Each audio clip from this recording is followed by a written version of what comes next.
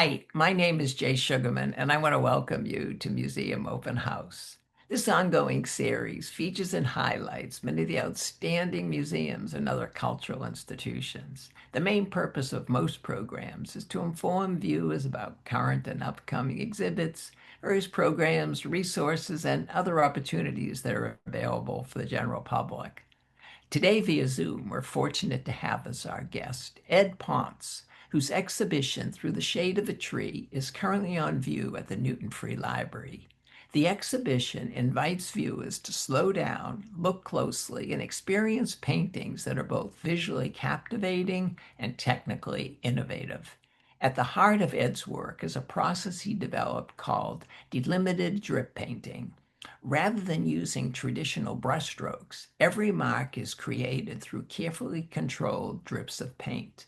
By combining gravity, patience, and extraordinary precision, Ed builds richly textured compositions that blur the line between spontaneity and meticulous craftsmanship.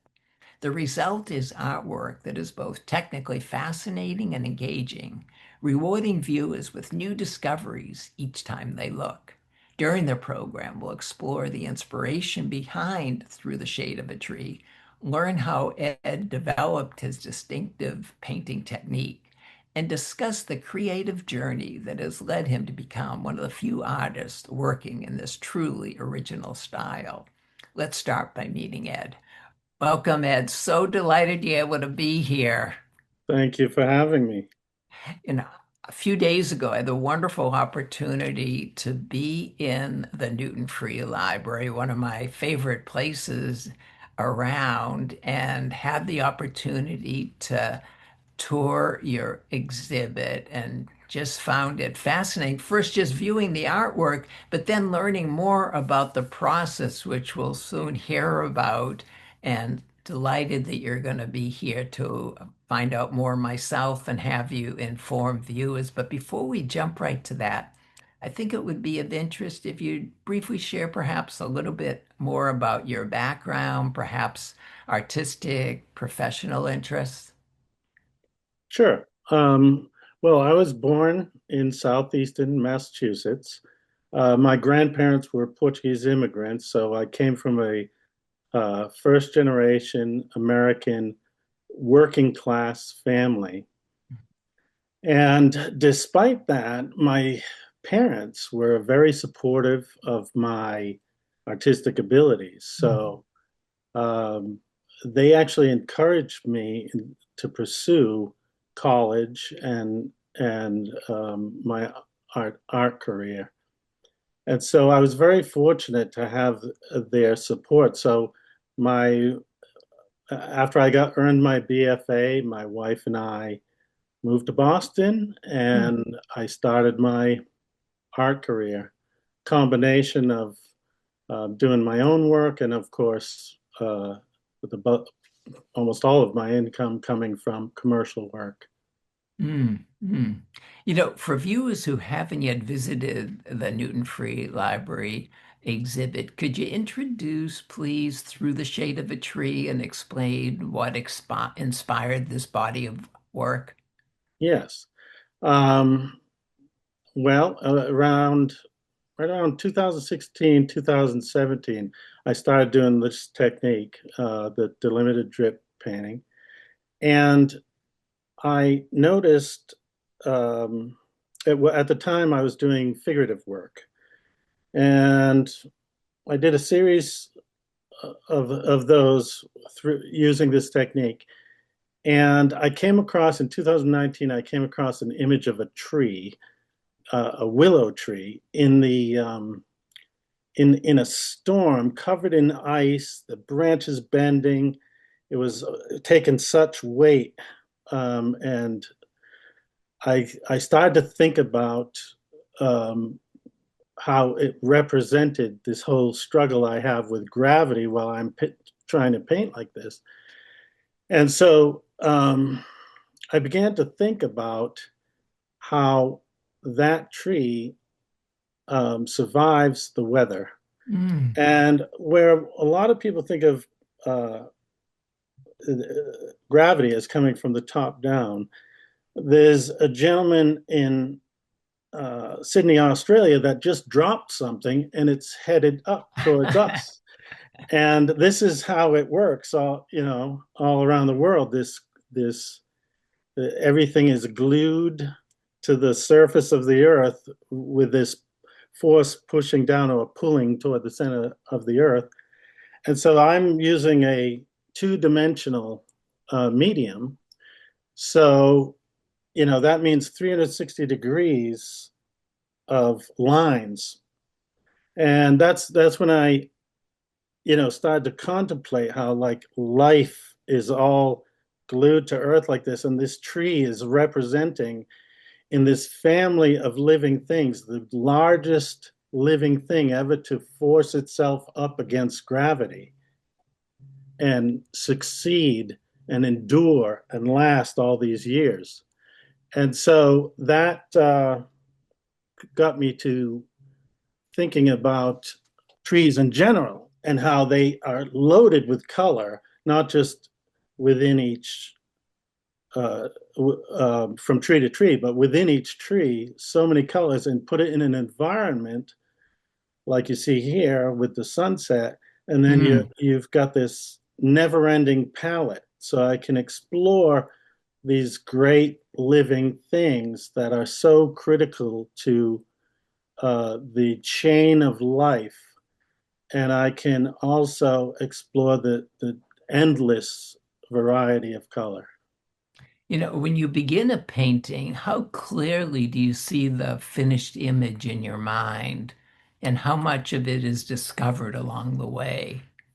Um, that's a good question. The most of what I envision comes from any kind of material. I'll stumble across it on the internet. I'll see a friend's vacation photos, and I'll point to this and I'll say, hey, send me that picture.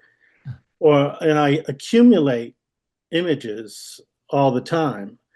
And then I bring them into Photoshop. And if I have to, um, add elements or take elements out, I kind of rough it out in there.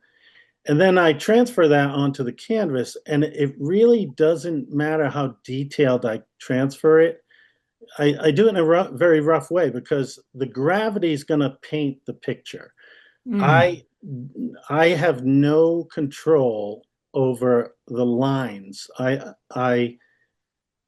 So if the gravity runs, for example, a branch too long, I just have to keep in my mind, let's have that the painting upside down at the time. So if the branch does run long, it's going to run off the top of the page or toward the top of the page where a branch would naturally go. And then I have to make decisions along the way of how to shape that branch and make it look, believable. Mm. Um, so gravity is introducing all the time the direction that the painting needs to go. So it moves a lot. Nice. At what point did you stop seeing gravity as maybe something to fight against and began embracing it as a collaborator? Well, I think we all embrace gravity as a collaborator just in our natural lives. And, for example, walking, you're just pushing your weight forward. And instead of falling on your face, you put your next foot out. And we learn that at a young age. And the familiarity makes us forget that we are Mm. cooperating with gravity. It's helping us move around in space. And so I had to get familiar and comfortable with what gravity was doing and where and the frustrations it was giving me, Yeah. and the limits that I had. For example, I can only do three things in painting, where a lot of painters are free to do a whole bunch of things. I can only do three things. I can pick the color, any color I want. I can pick the placement of the drip. And that's important because the term delimited drip painting comes from the fact that I have full control over the first placement of the drip. Mm. So therefore, I could follow, for example, a perfect arc, and then I can turn the painting upside down, create another arc, and go 45 degrees, 90 degrees, 135 degrees. I could go around that circle and make a perfect circle where all of the gravity lines are interacting in the center of that circle in a very chaotic fashion, but the edge is quite clearly defined. Hence the delimited drip um, name for this Mhm. process. And so those are the three things: the paint color, the placement of the paint, and the orientation of the canvas, which direction the drip is traveling. We're fortunate to have some of the images from the exhibit. And this first one, the apple tree, we also have a short video clip to go through the process a little before we segue to that and hear some commentary. Can you share a little bit about the inspiration of this piece and then take us through the process, please? Yes. Well, this piece is a follow-up to that original tree I was talking about, where it started to get me so inspired, and then recognizing the variety of colors and um, um, shapes and possibilities from a composition standpoint. And this tree was inspired by apple blossoms as I contemplated the way bees and insects contribute to this chain of living things, providing us food and all that. So I chose this apple tree for not just uh, its meaning, but also its color palette. And of course, this is again not the tree I saw Mhm. that inspired me because gravity decided to push and pull it in certain ways. And for example, you see at the bottom there the craggy branches. Mm. Certain drips would run a certain way and it would make a sharp angle, and it worked so well with a tree that gets pruned all the time. So while that branch isn't exactly from my source material, gravity has chose to do some things that I could work with and make these craggy branches. No, and the colors are just so exquisite through all your pieces that we'll be seeing. As I mentioned, we have a short clip, and as we roll it, please offer some commentary of what we're seeing. Well, here you see my applicator and how the drips fall. And then you see the slow process of layering that takes place over time. These paintings are painted over a period of 12 to 18 months, with Wow. each layer requiring some curing time between, because I have to wipe down, wash down the layers in between and try to minimize things like dust and hair and so forth before I apply the next layer. And the canvases themselves are prepared in a very specific way so that I can apply these layers after layers after layers. And this is the way I mix color, much like the way the divisionists did in the late 19th and early 20th century. Artists like Paul Signac and George Seurat, where they did the divisionism in the form of the pointillist technique, the dots of paint. Where here I'm doing a similar idea, but mine are painted by gravity. Your paintings require extraordinary patience. What qualities have you developed as an artist because your technique simply can't be rushed? Well, the best, I think, answer to that would be that, first of all, I'm fortunate to have always um, sort of lived my life with this idea of process and delayed gratification. So I had a leg up. But the way I approach these is I look at things as little victories. So what I do is I paint 8 to 10 paintings at a time, and so that I can be layering so many paintings at a given time that I always have a layer that's almost finished, and that feels like progress. So, and if you can imagine, if these paintings have 6 to 7 layers to them, and there's 10 of them, that's 70 layers. Wow. Those little victories along the way. The close-up details of your paintings reveal, thousands of individual drips working together. How important is it for viewers to experience your work both from a distance and up close? It's very important. In fact, it's very central. And it's very difficult for me to put my work online and for people to really see what's going on because they are, in a sense, sculptural, Mm, because they do have a little depth to them.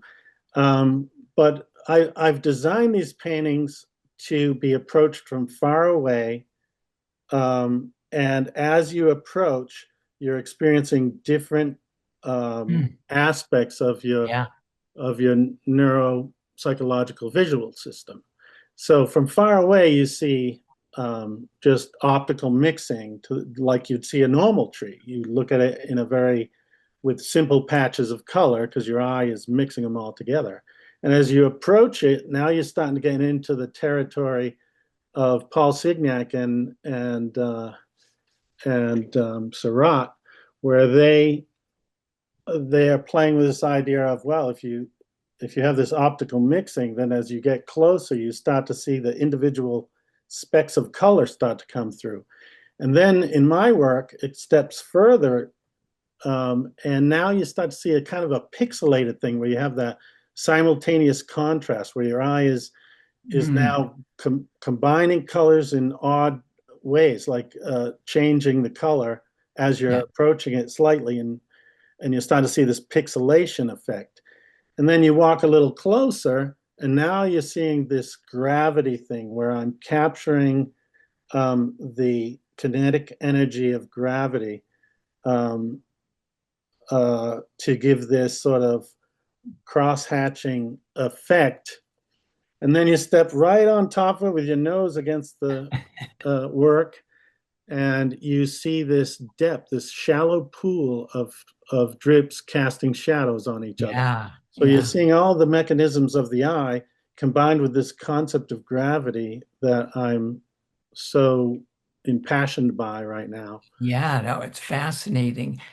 Color, speaking of color, it plays such a vital role in your paintings. How do you decide on a palette before you begin? So, as I say, I have a variety of um, source material always in the works, and little bits from this one, little bits from that one, and I kind of try to make something, combine something ahead of time, digitally usually. And so I already know the feeling of color I want, and I Mm, already know the composition and everything. But again, the variability is tremendous from there because since gravity paints it, and also it's painted in layers, then I have to think about, okay, if this is for example, a green tree, I could start with a blue or whatever, a yellow. But if it's a muted green tree, like a pine color, then I'll have to start with a red to have the complement of color first, so that it always trickles through and dulls that green. And then at the end, I'll adjust and maybe do a tertiary color on top to like adjust for the color then. So the color is as variable as Mm. the lines are that are drawn by gravity, where I have limited control, but enough to produce a believable image. Speaking of that, many artists strive for complete control on every brushstroke, whereas, as you're saying, your process requires more trusting forces beyond yourself. Why do you think that resonates so strongly with audiences? Well, I'm not sure how audience members look at this, but it resonates with me in this sense uh, of gravity being a central part, as I was talking about the world earlier, a central part of our existence. It talks about a long-standing phenomenon that has been going on, and it's about endurance. It's about survival. It's about evolution. It's about um, you know living things that we may not see right in front of our eyes, but is are there all the time. And I want people to have these well, the questions I want to ask are big Hmm. questions about those kinds of things while you're looking at these. I hope that this stimulating gravity effect is moving people to contemplate, a bigger picture. Nice, nice. If someone unfamiliar with your work watched you paint for the first time, what do you think would surprise them most about the process? I think it would be the amount of time that the canvas is up on the easel. It's, sometimes I have to put that piece up there and I only need one color in one place with one drip. So I'd have to do all the work of picking up that canvas, putting it up there, putting it at the right angle, putting one drip down, taking the canvas off, Mm. flipping it, and then putting it back on the table and sliding those canvases down. And because I work on multiple canvases at once, I slide them down and the next Mm. one comes up. So there's so much activity. It's such a physical thing for minimal uh, effect. Looking ahead, where do you see delimited drip painting evolving? I would say, as a creative person, I'm always like, the mind is always going and like, what else can I do? And I have some thoughts about that, and I sketches, and I'm thinking about that all the time. But as a visual artist, you know, I'm I'm doing these trees, and I'm thinking to myself, I have so much left. Like there are so many more things I want to do. So I'm sort of very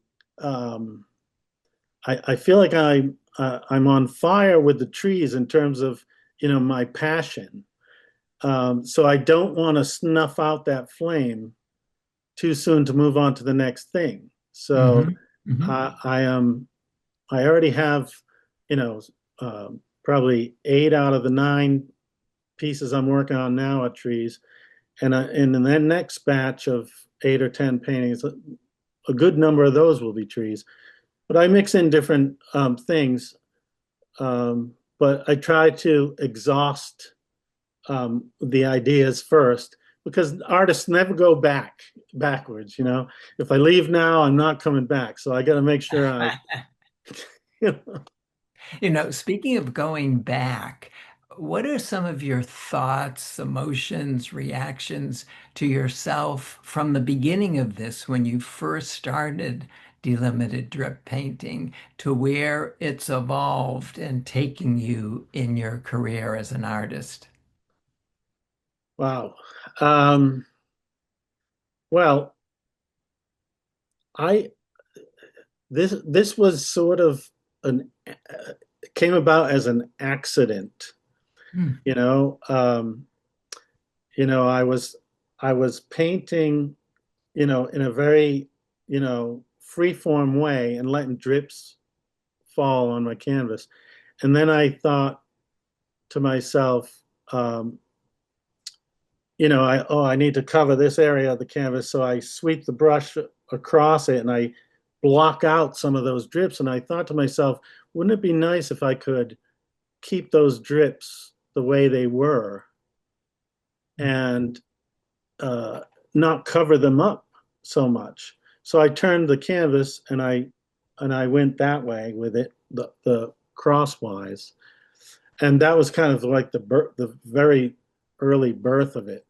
Hmm. So it was a very unexpected journey. And it went from there and it continues to surprise me and be unexpected. So, Well, definitely encourage people to make their way to the Newton Free Library throughout the month of August. Beyond that, how can viewers and others keep in touch with your work and developments? What are some avenues for us to pursue? to see my work, Yeah, in and other, to follow developments. okay. Well, certainly I have, I'm on Instagram, of course, and all that. And I welcome everyone to those sources.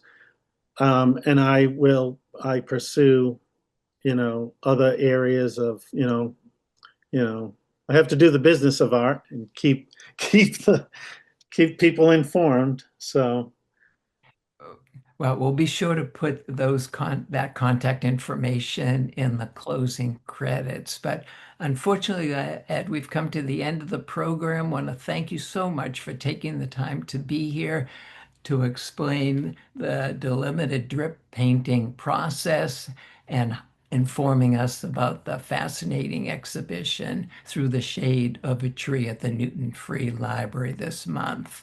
Continued success with future endeavors. thank you so much.